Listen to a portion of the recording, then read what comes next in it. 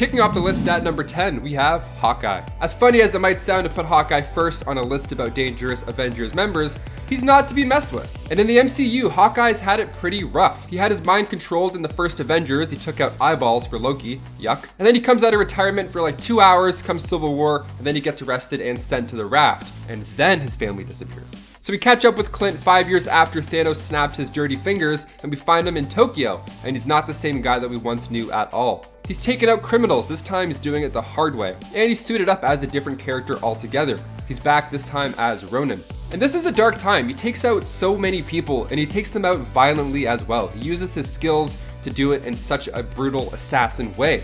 I mean, I know you're upset because your entire family disappeared while you were eating hot dogs with mayo. That's fair, but so was the rest of the world, okay? They were affected too. Stick to the arrow, leave the hood and the sword down. Stay Hawkeye, stay nice. And before we continue on with this list of dangerous Avenger members, guys, if you want to go ahead and give this video a thumbs up, that would mean a lot. It helps this channel out so much. You guys are awesome. Thank you so much. Now let's get right back into this list. Number 9, Bucky Barnes. Near the end of World War II, Bucky and Cap were trying to disarm a bomb on a plane while taking down Baron Zemo. Now the bomb went off, hurling Steve and Bucky into the freezing waters, and well, as for Cap, you know his story. He remained frozen, came back out of the ice years later, still mentally and physical at his peak, but this wasn't the case for Bucky. His body fell into the freezing waters, and at the time, a Soviet spy submarine was in the area crossing between the English Channel, so they scooped him up, made him a fancy new metal arm, brainwashed him, and turned him into a brutal assassin with the help of Hydra's own super soldier serum. He joined the Avengers officially in the New Avengers issue 48. Now Bucky is of course considered an Avenger now in the MCU, but during the Civil War storyline, we saw just how brutal he could be as an assassin. He took out all of the Avengers once he broke out with Zemo's help. Number 8, Sentry. He made his first appearance in Sentry issue 1. Meet Robert Reynolds. He was a struggling addict who made his way into a laboratory and discovered something called the Golden Sentry Serum. And then he got the surprise of a lifetime when he was given the power of 1 million exploding suns. Now that plus a homemade costume equals superhero. Sounds pretty good. But he's a quite dangerous superhero. I mean, of course, the whole million sun thing. Robert fought alongside the X-Men, the Fantastic Four, and then of course, the New Avengers. Things changed for Robert when Norman Osborn decided to put together a team of his own. This was the Dark Avengers where he made the switch. Sentry's a pretty powerful being as well. I mean, he was once a horseman of death, where he even considered himself as the heir to Apocalypse, so he's up there. Number 7, Mind Blast. We are going back to the femme fatales for a little bit here. This member of the team was actually first introduced in the 90s in Amazing Spider-Man issue 340. She is not only a mutant, but also a cyborg. Her mutant powers grant telekinetic abilities which she can use to fly and manipulate other objects. In addition, she also possesses the power of telepathy via her cybernetic enhancements, which grant her telepathic shielding and allow her to create quite convincing psychic illusions. Convincing enough to lure some of the X-Men, including Psylocke, into a trap. Which in my mind, if you're tricking Psylocke with like telepathic illusions, you're pretty good. Number 6, Elektra. Elektra is one of the most skilled and dangerous women out there, both when she's acting as a villain and when she's acting even as a hero. Like Emma, she also ranks a little bit lower due to the fact that she is currently attempting to prove she can be good and operating under the codename Daredevil. So not super villainous right now. However, part of the appeal with Elektra is while an ally to Daredevil, she has never been completely good and in general is considered as more being a villain than a hero. Initially, she didn't possess any powers but was an incredibly skilled fighter, assassin, and ninja. Since being resurrected by the Hand, however, she does have some powers. She can low-key possess other people's minds, using this to track down her targets. It's also been revealed that she has other mental and telepathic abilities and fighting techniques. Gotta love those mental fighting techniques. Mental screams. Ah! This is why I should never get any kind of sonic scream, because I would just sound ridiculous. Not my mutant power. Okay. Number 5, CANDRA. CANDRA is part of the Externals, and as such has spent a good amount of her comic book history being a pretty powerful villain. The Externals are immortals who can't be killed, except on the rare occasion when they can. Because comics. And because I mean, hey, every character has to have a weakness. For Externals, they can be killed by having another external kill them if their hearts are consumed by said foe. CANDRA is an immensely powerful telekinetic who also possesses some telepathic abilities, but she is also just deadly because of how ruthless she is and because of all of her connections, because she's so old. She not only is powerful in her own right, but also holds sway over other powerful mutants and allies. By By the way, externals are different from eternals, in case you were wondering, though both are godlike but in different ways. And both are from Marvel, which is confusing. But yeah, externals, eternals. Number 4. Veranki. Queen Veranki is the main antagonist of the Secret Invasion storyline. Disguised as Spider-Woman, she, along with many of her undercover Skrulls, managed to infiltrate and, in secret, invade Earth. Hence the name of the story, Secret Invasion. Veranki is less about killing and more about conquering, but usually when it comes to conquering a planet, you're probably gonna have to break a few eggs. And when I say break a few eggs, I mean kill a few humans. As a Skrull, Veranki is capable of shapeshifting. She also can employ a special Skrull ritual in order to grant herself the memories and powers of those she is impersonating. And of course, as a queen, she also has armies at her beck and call. Or she did, until she was ultimately defeated and killed by one of the most evil characters in Marvel Comics and one of the most deadliest male villains, Norman Osborn. Also, where's my deadly male villain list? Number 3. Quicksilver. The twin brother of Wanda Maximoff. I figured it was a great time to mention this speedy Avenger. Pietro Maximoff is the twin brother of Wanda, and in Avengers West Coast issue 57, he joined the team. Now, Pietro had been trouble for the team for a while now. I mean, he convinced Wanda to do what she did in the House of M storyline. He's framed the Avengers for treason at one point, and he was fully okay with exposing his daughter Luna to Terrigen. He's kind of the worst. That's actually how Luna got her abilities, but still, bad parenting 101. In West Coast Avengers issue 33, Magneto's bloodline got the best of him, and he got fellow Avengers captured by the communist gang. Even in the MCU, Quicksilver was first introduced as a villain. He and Wanda were actually both Team Hydra in the start. Now his super speed is not to be toyed with, he's quite powerful. In Marvel Zombies, Quicksilver gets tricked by Mystique, he gets bit, and then with his incredible speed powers, he's able to turn everybody into zombies all around the world within minutes. The situation went from bad to unstoppable thanks to Quicksilver. Number 2. Scarlet Witch. She's a daughter of Magneto and the twin brother of Quicksilver, who I just mentioned, so now's a pretty good time to mention her as well. She was on her father's Brotherhood of Evil Mutants, but most of us would consider Wanda one of the strongest Avengers. She's one of the biggest Marvel characters ever, and during those events of M-Day, she spoke 3 words: no more mutants. And just like that, a mass amount of mutants were depowered, or worse. Now that large number was 986,000, so only leaving a couple hundred left. In the MCU as well, we just watched Wanda go through quite the trauma. In WandaVision, we saw this over the course of 9 weeks, where she had a mental breakdown kind of similar to M-Day, and she trapped Westview in her hex. Now, of course, by the end of the show, she frees everybody and things look pretty back to normal-ish, but with that after-credit scene of her studying the Darkhold, and with the given knowledge that Wanda is in the next Doctor Strange movie, I feel like we've only scratched the surface of the Scarlet Witch's true abilities. And finally, coming in at number 1, we have Vision. Of course, Wanda's hubby, android hubby. The Vision is an advanced android to say the least. I mean, he came back from the dead in WandaVision and now he's matching his West Coast Avengers look more than ever, that all-white android look. He was first introduced in Avengers issue 57, created by Ultron using parts of the original Human Torch and the mind of Wonder Man. A little different than the MCU. He then turned on his original creator and joined the Avengers. In the MCU, he's created for Ultron's new body, but with the addition of the Mind Stone and a little bit of Jarvis, we now have this android Avenger. But during the Secret Empire storyline, Vision was part of Hydra's Avengers when they were taking over the world. He used an AI virus to take him over, he being Arnim Zola. A robot gone rogue is quite compelling, especially when he's as strong as the Vision. In the first issue, he's put to the test when the other Avengers are fighting him. He's easily able to take them all on. As long as he's on the good side, we should be okay. Otherwise, it's just gonna be a hot mess.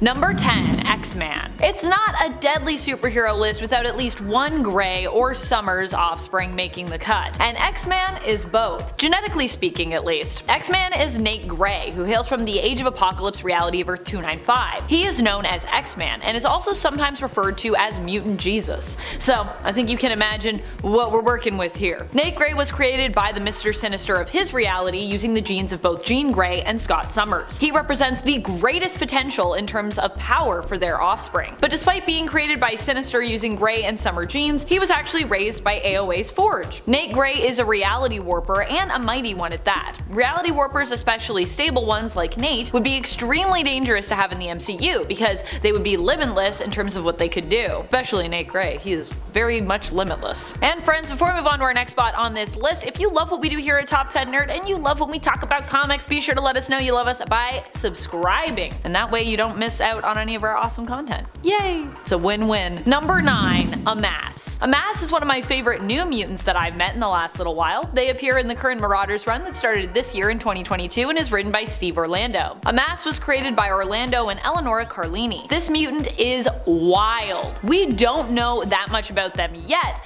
but what we do know is that they can basically combine mutant powers and mutants together. Hence their name of Amass, because they amass things. They hail from a hidden ancient civilization of mutants known as the Threshold that existed eons ago, and which we are only now learning about in the comics. And this was actually said to be like the first ever mutants to have existed. As of Marauders issue number 9, we do not know this mutant's limitations yet when it comes to their powers, and so I could definitely see them being a character who could easily break the Marvel Cinematic Universe. If they are as powerful as I suspect they are, and I suspect they're probably pretty powerful. Number 8, Ex Nihilo. If we get Ex Nihilo in the Marvel Cinematic Universe, it will probably mean the coming of the Builders, which would be a whole world-destroying event. Worlds-destroying actually, since they basically obliterated multiple planets in order to reset the universe and start again because of what they had learned about the coming incursions. Ex Nihilo was known as one of the Gardeners. He was created by the Builders, as were all the Gardeners. Their goal was to perfect species on planets and create life, which sounds great until you realize the level of power needed to do such a thing. Ex Nihilo could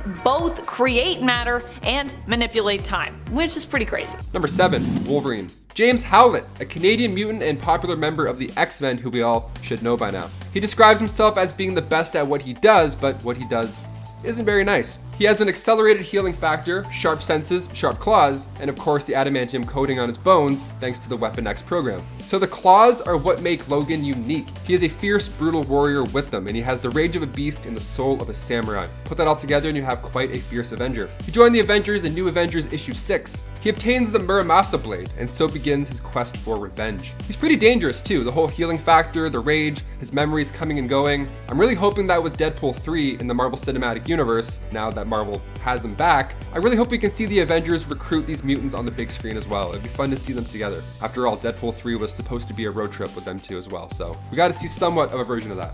Number 6, Mockingbird. Barbara Morse made her comic book debut in Astonishing Tales issue 12. She studied at Georgia Institute of Technology, specializing in biology, and she worked with Dr. Wilma Calvin on Project Gladiator. Now the project was set to recreate the super soldier serum that created Captain America. Everybody was trying this. It worked and failed multiple times. But during this time, S.H.I.E.L.D. trained Bobby to be a spy. They also gave her the cool nickname of Agent 19. I mean, yeah, she was so good at gymnastics and flips, it would be stupid not to make her a superhero at this point. So she became Mockingbird in the 80s with Marvel Team Up issue 95.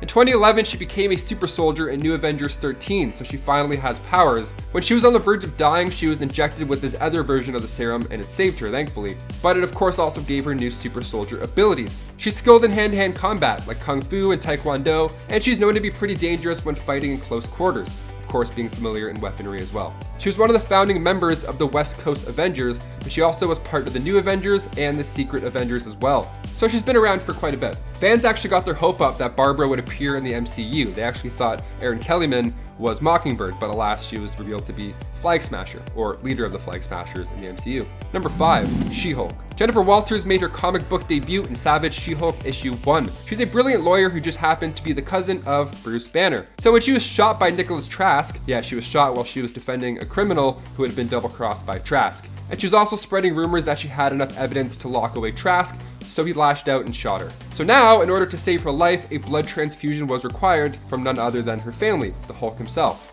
She joined the Avengers in issue 221. Now, what makes Jen Walters stand out as a Hulk is that she's able to control her abilities, unlike Bruce. Tatiana Mason Lee is actually set to play the powerful Avenger in Disney's upcoming She-Hulk, set to release in 2022, and I can't wait to see how powerful she is on the big screen as well. Number 4, US Agent. John Walker, perhaps one of the most dangerous members to ever join the Avengers ranks. We're seeing this unfold currently in the MCU in Falcon and the Winter Soldier. So this war hero in the show was nominated to become the replacement of Steve Rogers, and this happened in the comics as well. This happened when Steve Rogers had to abandon his identity due to the Red Skull's manipulation of the Commission on Superhuman Activities. So somebody had to suit up, so the government needed this new figure, and in issue 333 of Captain America, titled The Replacement, we saw just who that was.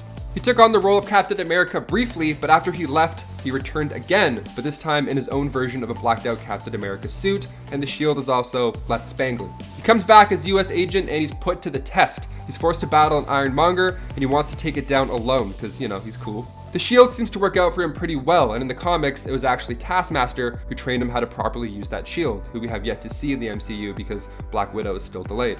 Now yes, eventually he did join the Avengers. In West Coast Avengers issue 45, the government wanted an official in there to make sure all was running smoothly, so they sent in John Walker. I feel like the finale for Falcon and the Winter Soldier is going to be the introduction of the Thunderbolts, and I really hope US Agent joins a version of the Dark Avengers, because he's an amazing actor. I'm not quite done with him yet. Number 2, Hope Summers. Hope has to be one of the most destructive superheroes that we could see in the Marvel Cinematic Universe. MCU mutants are coming. Eventually. Kamala Khan is already implied to be one of them as per the origin story her creators always wanted for her in the comics, but got denied at the time of her creation due to the push of the Inhumans in comics, as you know, the rights to the X-Men and the mutants were all wonky due to Fox's involvement. But now the mutants are back with Marvel thanks to their partnership with Disney, who acquired Fox, and all is well. But not if we get mutants who then get erased from existence by House of M. Hope was originally known as the Mutant Messiah. She was the first mutant baby to have been born since House of M, and her powers put her on another level when it comes to heroics. She can take on the power of any other mutant in her vicinity, and get those powers at peak level and skill set. Add in the fact that Hope's birth also caused an all-out war between the mutants during Messiah Complex, and yeah, having Hope in the MCU would both be challenging and be probably pretty dangerous. Number 1, Squirrel Girl. Despite no longer being fully considered unbeatable thanks to a fight in the Fantastic Four where it's implied that Squirrel Girl was beaten off panel, Squirrel Girl still has beaten a lot of big names when it comes to villains in Marvel Comics, and has also helped to reform some major ones as well. In fact, this is kind of Dorian's whole secret to success when it comes to beating her foes. She usually does so by befriending them and encouraging them to do and be better, which usually, just defeats them by making them good people. She's inspirational, and hey, it's contagious. And while she has lost once, I think her track record of beating almost all villains she runs into makes her simply too dangerous for the MCU. I mean, almost no one would be able to stand against her. Doesn't matter who shows up, Thanos, Kang, she'd be like, look, why don't we just have a conversation, and then it would all be resolved. Like Black Panther in What If, when he was Star-Lord and he was like, I just had a conversation with Thanos and then we fixed it. Number 10, Black Cat.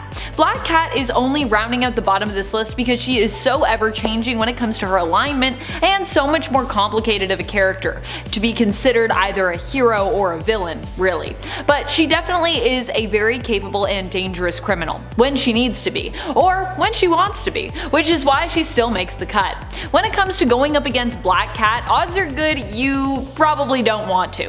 In fact, she might not even be someone you want as an ally, considering that Black Cat could in fact be ready to double cross you at a moment's notice. Felicia Hardy is definitely one of the most dangerous thieves around when it comes to Marvel Comics, making her one of the publisher's most deadly, sometimes villain. Number 9, Bloodlust. Bloodlust was one of the villainesses that ended up joining the Femme Fatales. The Femme Fatales were an all-female supervillain group who were for a time working alongside Superia's Femizons in a plot to take over the world. She would end up being a mutant who lost her powers on M-Day, but when she did have them, they were very similar to Wolverine and X-23's. Bloodlust, whose real name is Beata Dubiel, actually predates X-23 in terms of her first appearance. Pretty cool facts. She first appeared in the comics in Marvel Comics Presents in 1990. After she lost her powers though, she became a skilled assassin who fought with small, stiletto-like blades. Powered, Bloodlust was believed to be as strong and deadly as Wolverine. Depowered, she was still a skilled enough fighter to give Domino a run for her money. Before we move on to our next number, just a quick reminder to give this video a thumbs up if you are enjoying it. It really does help us out. Number 8, Emma Frost. Emma Frost is only ranking solo on the list because she is a reformed villain now in the comics, but that doesn't mean that she is any less deadly now that she is a hero. As a villain, she managed to swap bodies with Storm and infiltrate the X-Men. As a mutant and a person, Emma is so skilled and so badass that she even manages to use other mutant skills better than even they can. Like when she swapped bodies with Iceman and showed him up. Beyond that though, even just as a woman, not even considering her especially strong diamond form or masterful telepathic powers, Emma is pretty remarkable and dangerous. She's just a powerhouse who knows how to bargain when it comes to business dealings and relishes the power she wields as the White Queen of the Hellfire Trading Company, and formerly the Hellfire Club, because that's what the trading company used to be. But anyways, now the Hellfire Club is a bunch of kids that are villains, so modern time comics. Number 7. Ulysses. Ulysses is an inhuman superhero who created a lot of commotion as a result of his powers and, well, just existing. Ulysses was actually the central cause of Civil War II. His powers allowed him to get visions of possible futures, with it believed the more clear his visions became, the more likely these futures were to happen. As a result, the heroes became divided into two camps when it came to how to best utilize Ulysses and his immense power. One camp was headed by Carol Danvers' Captain Marvel, who hoped to utilize Ulysses' powers and visions to prevent tragic and devastating events before they happened, thereby saving countless lives, but of course at the cost of punishing people before they'd even really done anything wrong. Whereas Tony Stark's Iron Man headed the second camp of heroes who weren't as willing to put all their faith in Ulysses' visions, especially at the cost of compromising the freedom of those who had possibly not even done anything wrong yet. If you'd like to avoid Civil War II from happening, a good way to do so would be by us never getting Ulysses in the MCU, which could create a lot of craziness. Number 6. Powerhouse. Powerhouse is the codename for Franklin Richards, the son of Susan Storm Richards aka the Invisible Woman and Reed Richards aka Mr. Fantastic, both of the superhero team the Fantastic Four. When Franklin was just an infant, he caused a whole bunch of trouble due to being so powerful. In fact, he caused so much trouble that at one point Reed had to intervene by shutting down young Franklin's mind. At this point, Franklin was so powerful and his powers so out of control that he could have easily and accidentally destroyed the Earth. And this is when Franklin was just basically a baby still. Franklin might not have his powers currently in the comics, but if we were to see Powerhouse at peak strength and power level, he would definitely be far too dangerous a character for the MCU. Number 5. Hyperion. Hyperion would be a challenging one I think to have in the Marvel Cinematic Universe, due to his similarity to one of the distinguished competition's main heroes, Superman. Hyperion is in essence like Marvel's response to a character like Superman, and he also recently appeared in the comics and was revealed to be problematic in his approach to heroics. That is to say, through getting to know this version of him and this version of his team, the Squadron Supreme of America, that recently appeared in the comics during the recent Heroes Reborn 2021 event, we learned that these heroes were a lot more shady than our standard Earth 616 heroes that we're used to seeing on teams like the Avengers. That being said, this was an alternate version of Milton, but still I think a lot of problems would exist with trying to incorporate this character into the MCU. Number 4. One Above All. The One Above All isn't ranking lower because I consider them to be less powerful than those ranked above them on this list. I just feel like they might not be as great of a threat to the MCU if they were to appear. But still, they probably never should, because they could kill the whole art of storytelling by becoming our Deus Ex Machina plot device. One Above All is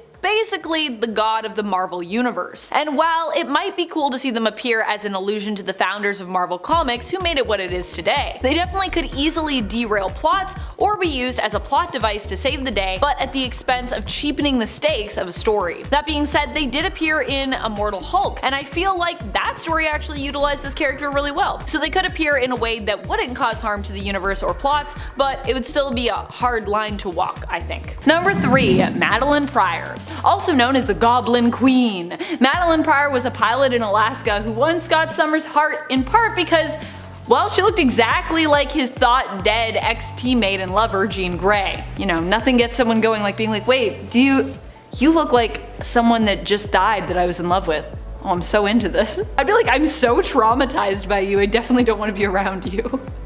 But hey, to each their own.